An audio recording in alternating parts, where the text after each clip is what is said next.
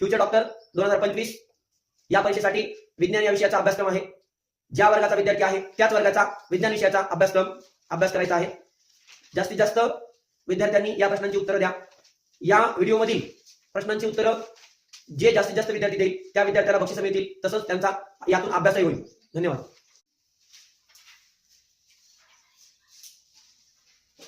नमस्कार विद्यार्थी मित्रांनो, फ्युचर डॉक्टर एक्झाम 2025 साठी काही नमुना प्रश्न. प्रश्न क्रमांक 1, जर अणुअंक 22 असेल तर मूलद्रव्याचे नाव काय?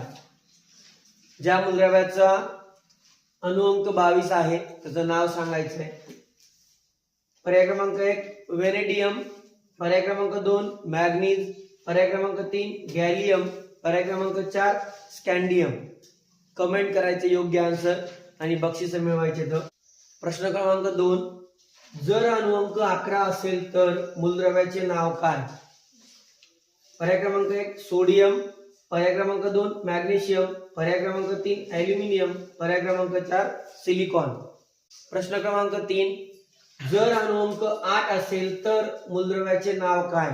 पर्याय क्रमांक 1 ऑक्सिजन, पर्याय क्रमांक 2 क्लोरीन, पर्याय क्रमांक 3 निऑन, पर्याय क्रमांक 4 सोडियम. कमेंट करेक्ट आन्सर योग्य उत्तर व्हिडिओच्या खाली कमेंट करा.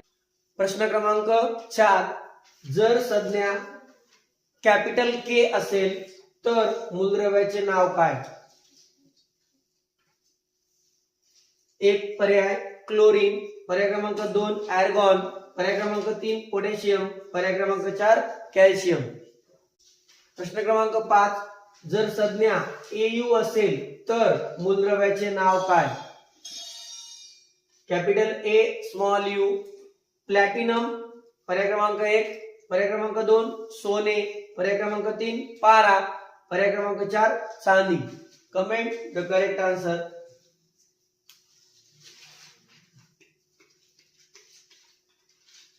प्रश्न क्रमांक 6, जर संज्ञा N capital A small Na असेल तर मूलद्रव्याचे नाव काय? पर्याय क्रमांक 1 क्लोरीन, पर्याय क्रमांक 2 निऑन, पर्याय क्रमांक 3 सोडियम, पर्याय क्रमांक 4 मॅग्नेशियम. प्रश्न क्रमांक 7, जर अणुवस्तुमान अंक 35 असेल तर मूलद्रव्याचे नाव काय? लक्षात ठेवायचंय अणु अंक आणि अणुवस्तुमान अंकात फरक आहे. अणुवस्तुमान अंक म्हणजे प्रोटॉन आणि न्यूट्रॉन यांच्या बेरजेला अणुवस्तुमान अंक म्हणतात. ज्यावेळेस न्यूक्लियस